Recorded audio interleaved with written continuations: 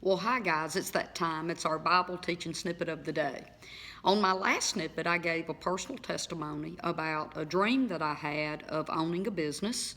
It was something that I really wanted to own, and I used my words and a positive confession that I would own that business daily. And sure enough, although all the odds were stacked against me, I ended up owning this business, and it changed my life forever. It gave me financial security, which is hard to come by when you're a single young woman around the age of 32. So today, what I want to talk to you about, and if you've listened to many of my teachings, you'll hear me say things like, you will never rise above your opinion of God. And one of the reasons that I teach on words and attitudes and speaking the right things is because, and about the goodness of God, by the way, is because you will never rise above your good attitude of God. Guys, you have got to understand that God is a good God and He has a good future for you. And if you will cooperate with Him, He can help you walk in life here on this earth and bring good things to you. But again, this Bible teacher will say it one more time.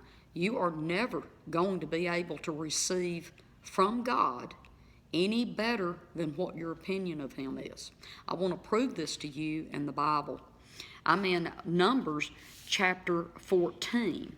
And this is where God has tried to take His people, the Israelites, and they say there was probably around 3 million or so, and it could be more. There's different variations of how many people they believe it was.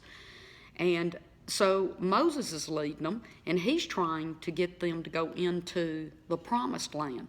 God promised them that they would be given this land, and they decided not to believe God. And here they are in chapter 14 of Numbers, and they're grumbling and complaining to Moses and Aaron, his brother. And they say, "We wish we had died in Egypt or in this desert. Why is the Lord bringing us into this land to be killed by the sword? Our wives and children will be taken away, and we're just going to be better off back in Egypt in slavery.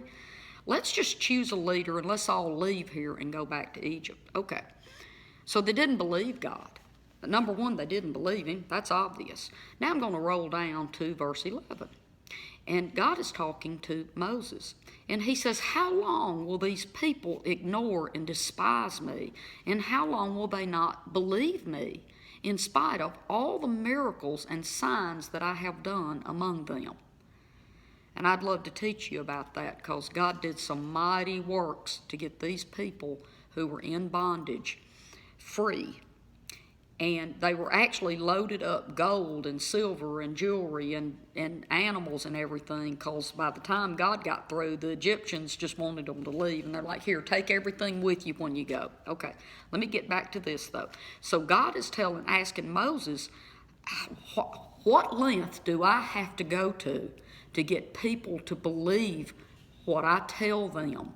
When I say that I have good things for them, that I will see to it that they get what I say, and that I will keep my promises. I will show them miracles and signs to prove to them that I will do the good things that I promised.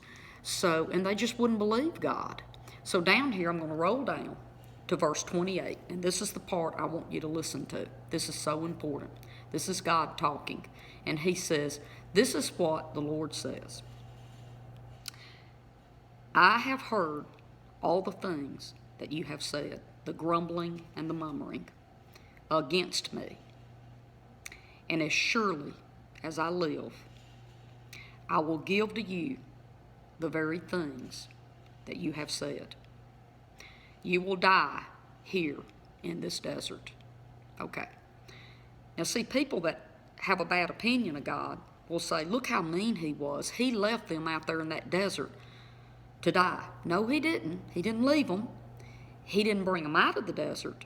He stayed with them in the desert, and they went around in a circle over and over again. And I'm doing this off of memory, so if I'm a little wrong on the distance, I apologize. But just thinking back in my study from about 8 years ago, I believe they were going around in a circle about 8 miles in a circle. And they never came out of the wilderness or the desert. But God did feed them, and they lived there. And they lived in the desert for 40 years.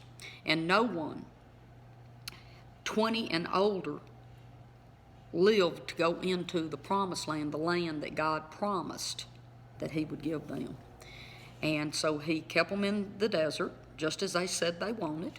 Did you get that? They said they wanted to die in the desert. And God said, I'm going to give you exactly what you have said. And he left them in the desert. He provided for them and fed them.